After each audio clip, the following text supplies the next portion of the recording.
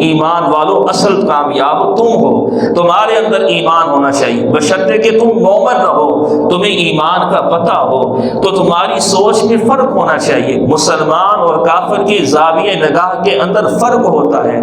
کافر اسباب کو اپناتا ہے، اسباب پہ یقین رکھتا ہے، مسلمان بھی اسباب کو اپناتا ہے لیکن وہ اسباب کے اوپر نہیں، مسبب الاسباب اللہ کی ذات کے اوپر یقین رکھتا ہے کہ جو میرا اللہ چاہے گا وہ ہوگا، اس سبب کو میں نے اپنایا ہے، میرا اللہ چاہے گا تو مجھے اس سے فائدہ ہوگا، اگر میرا اللہ چاہے گا فائدہ نہ ہو، ساری دنیا طاقتیں مل کے فائدہ پہنچانا چاہے وہ نہیں پہنچا سکتی۔ تو فرق ہے کہ نہیں، ایک مومن اور کافر کی سوچ کے اندر، اس کے زاویہ نگاہ کے اندر فرق ہے۔ تو فرمایا جو بھی تم میں مرد ہے یا عورت نیک کام کرے، ایمان والا ہو، اللہ کی مان کے چلے، اللہ کو بھی مانے اور اللہ کی مان کے چلے، فرمایا ہم اس کی زندگی کو بڑا ہی اچھا کر دیں گے، پاکیزہ زندگی اس کو دیں گے، متوازن زندگی ہوگی، پرسکون زندگی ہوگی، ماحول عمدہ ہوگا۔ تو یہ مرد اور عورت دونوں کو یہ بات کی جا رہی ہے۔ اب یہاں پہ بات کہ کیوں نہیں اس کو آزادی کا یہ کہا جا رہا اسلام کے اندر کہ تم نکلو۔ دیکھیں زندگی ہماری دو شعبوں کے ساتھ منسلک ہے، ایک ہے گھر کا شعبہ اور ایک ہے باہر کے کاموں کا شعبہ۔ گھر کے کام اور باہر کے کام یہ دونوں آپس میں لازم اور ملزوم ہیں، اگر دونوں اچھے طریقے سے چلیں تو انسانی زندگی بڑی اچھی طریقے سے گزر سکتی ہے۔ اب جو گھر کے کاموں کی ذمہ داری تھی وہ اللہ نے قانون نافذ کر کے اصول بتا کے وہ عورتوں کی ذمہ داری لگا دی۔ جو باہر کے کام تھے، اب ظاہر بات ہے وہ بوجھ عورت نہیں اٹھا سکتی جو ایک مرد اٹھا سکتا ہے، وہ صلاحیتیں جو ایک مرد کے اندر ہیں وہ ایک عورت کے اندر نہیں۔ عورت صنف نازک ہے، مرد اپنی بدنی اور جسمانی اور ذہنی طور کے اوپر ایک مضبوط سوچ کا متحمل ہوتا ہے۔ یہ اللہ نے صلاحیتیں دی ہیں نا، اللہ نے قرآن میں فرمایا اور رجال قوامون علی النساء، ہم نے مردوں کو حاکم بنایا ہے، اور ایک حاکم جو ہوتا ہے نا وہ اپنی رایا کو لے کے چلتا ہے، اس میں صلاحیت ہوتی ہے تو اللہ نے اس کو حاکم بنا دیا ہے۔ اب یہاں پر دو طرح کے کام تھے، ایک تھے گھر کے کام، ایک تھے باہر کے کام۔ اب گھر کے کام مردوں کے مزاج میں وہ چیز نہیں ہے کہ وہ آسانی سے کر سکیں، اللہ نے وہ ذمہ داری عورتوں کے اوپر لگا دی۔ جو باہر کے کام تھے وہ اللہ نے مردوں کے ذمہ لگا دیے کہ تم نے وہ کام کرنا ہے۔ اور عورتوں کو کیا حکم دیا؟ 22ویں پارے کے اندر اللہ تعالیٰ اپنے پیغمبر علیہ السلام کی ازواج کو حکم دے رہا ہے، ازواج مطہرات، جتنی بھی میرے پیغمبر کی ازواج ہیں وہ قرآن کی روح سے ایمان والوں کی کیا ہے؟ مائیں ہیں، روحانی مائیں ہیں۔ النبی اولیٰ بالمؤمنین من انفسہم وازواجہ امہاتہم، کہ جو میرے پیغمبر کی ازواج ہیں وہ مومنوں کی روحانی مائیں ہیں۔ اب دیکھیں نا اللہ ان کو حکم دے رہا ہے، اب میرے نبی کے عقد کے اندر جتنی بھی ازواج آئی ہیں وہ اللہ کے حکم سے آئی ہیں، اللہ کی مشیت کے ساتھ آئی ہیں۔ کیوں؟ وہ ساری باتیں پیغمبر کی زندگی کا حصہ تھی، اور اللہ تعالیٰ پیغمبر کو کوئی چیز ایسی نہیں دیتا کہ کائنات اگر اٹھ کے کوئی اس کے اوپر تنقید کا نشانہ بنا لے۔ اللہ نے جتنے بھی میرے پیغمبر کو بیٹیاں دیں یا ازواج دیں وہ ساری کی ساری پاک دامنہ تھیں۔ کیا تھیں؟ پاک دامنہ تھیں، پاکیزہ تھیں۔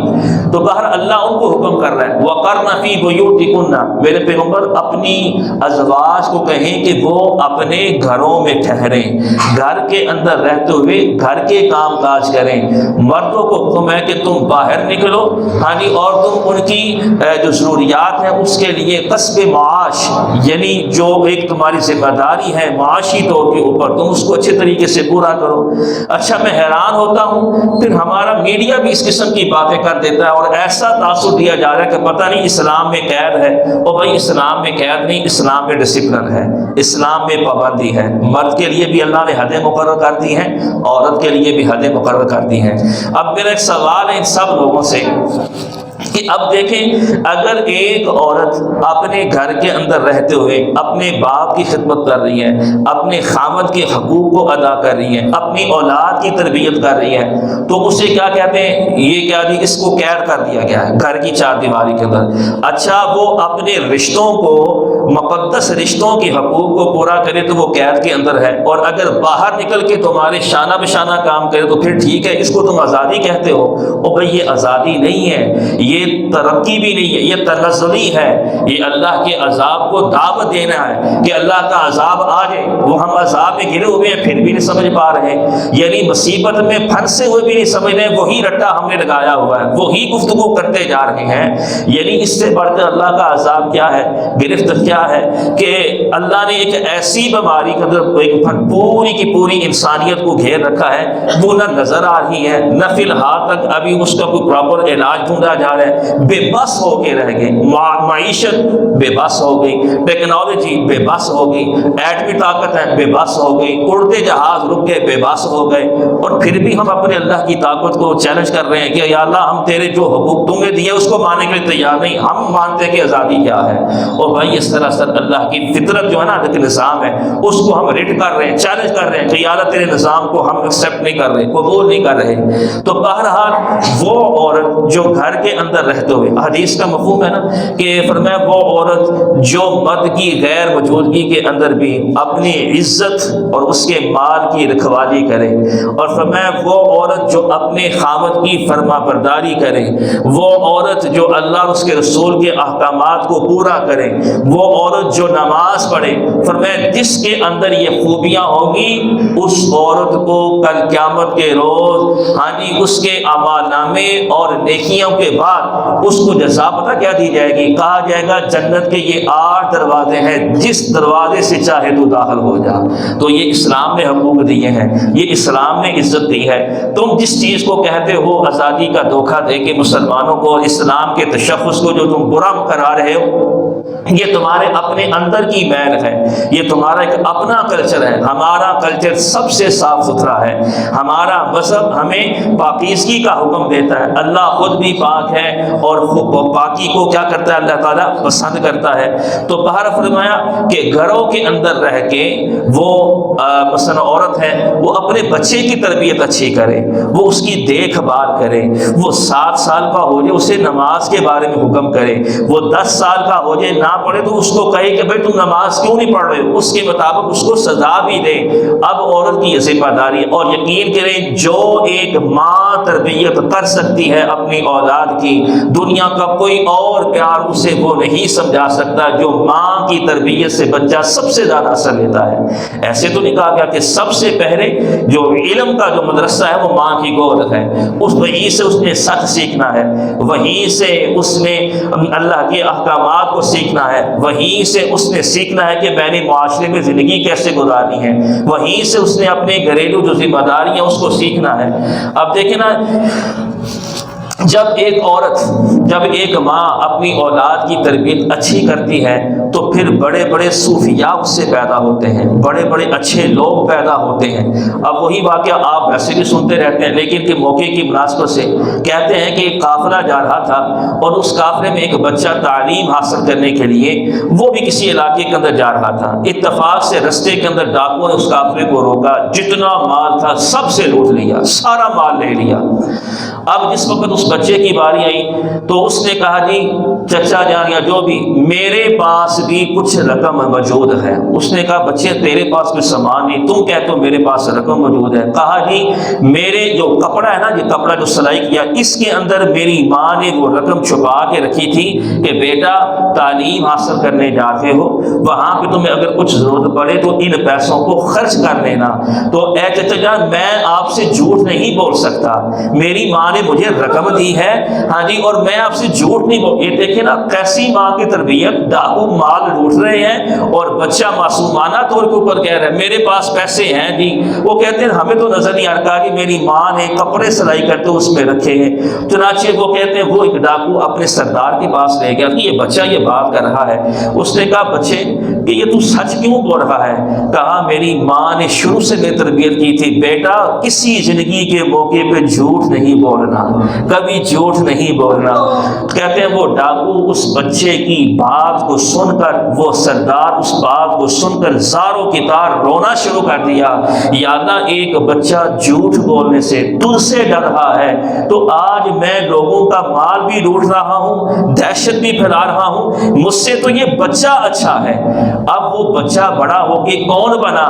شیخ عبد القادر جیلانی رحمت اللہ علیہ۔ تو یہ بزرگ شخصیات آج آج تو ہم ان کے نام کو استعمال تو کرتے ہیں، لیکن انہوں نے جیسی تربیت کی، جو ہمیں رستہ دکھایا، ہم ان سے دور ہیں۔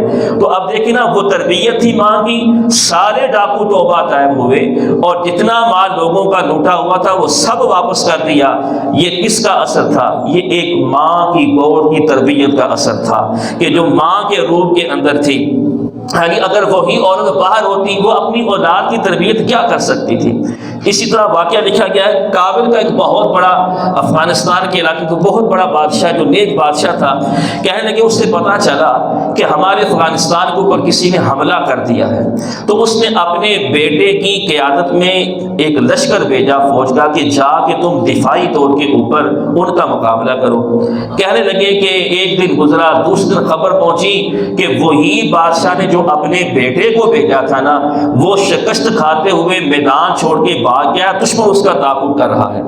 اب اس کو یہ پیغام پہنچا، موبائل کا دور تو ہے نہیں تھا، ایک کسی نے آ کے خبر دی کہ بادشاہ آپ کا بیٹا میدان چھوڑ کے بھاگ رہا ہے، دشمن پیچھے تعاقب کر رہا ہے۔ بادشاہ پریشانی کے عالم کے اندر اپنے محل کے اندر آیا اور اس کی اہلیہ نے پوچھا کہ کیا وجہ ہے، آپ پریشانی کے عالم میں ٹہر رہے ہیں، ہوا کیا؟ کہا میرا بیٹا شکست کھا کے میدان چھوڑ کے بھاگ آیا ہے، مجھے اس بات کے اوپر بڑا دکھ ہے۔ تو اب وہ ماں کیا کہتی ہے، بادشاہ کی اہلیہ اور اس بیٹے کی ماں کیا کہتی ہے کہ بادشاہ میں یہ بات ماننے کے لیے تیار نہیں، میرا بیٹا شکست کھا کے واپس نہیں آ سکتا، وہ شہادت پا سکتا ہے، ہاں جی وہ فتح یاب ہو سکتا ہے، تیسری چیز میں نہیں مانتی کہ میرا بیٹا میدان چھوڑ کے بھاگ کے آ گیا۔ بادشاہ کہنے لگا میں پہلے پریشان ہوں اور دوسرا تم باتیں ایسی کر کے مجھے اور پریشان کر رہی ہو، کیا جو CID آفیسر مجھے آ کے خبر دی ہے، مجھے باقاعدہ تحریر طور پہ بتایا گیا ہے کہ آپ کا بیٹا میدان چھوڑ کے بھاگ گیا ہے، میں تیری بات کو ماننے کے لیے تیار نہیں ہوں۔ اس نے کہا میں بھی آپ کی بات کو ماننے کے لیے تیار نہیں ہوں۔ اس نے کہا میں تیرے ساتھ کیسے لڑ سکتا ہوں؟ کہنے لگے وہ بادشاہ اسی پریشانی کے عالم کے اندر سو گیا۔ نیک بادشاہ ہوتے تھے، نیک لوگ ہوتے تھے، آج تو وہ سارا ماحول ہی بدل دیا گیا ہے اور اس کے ذمہ دار ہم خود ہیں، کیونکہ جیسے اعمال ویسے ہی ہمارے ساتھ معاملات چل رہے ہیں۔ تو بہرحال بادشاہ رات کو کروٹیں بدلتا رہا کہ لوگوں کو کیا جواب دوں گا، لوگوں کے سامنے کیا کہوں گا، اتنی بادشاہت کرنے والا، اتنا نیک آدمی، اور بیٹا بوسٹل میدان چھوڑ کے بھاگ آیا۔ چنانچہ اگلے دن پھر ایک خبر آئی، کہا بادشاہ کل کی خبر غلط تھی، واقعی آپ کا بیٹا دشمنوں کو بھگا کے واپس آ رہا ہے، یعنی اور دشمن کو پسپا کر دیا، وہ شکست کھا کے بھاگے، بڑا بہادری کے ساتھ آپ کا بیٹا لڑا ہے اور وہ کامیاب ہو کے واپس لوٹ رہا ہے۔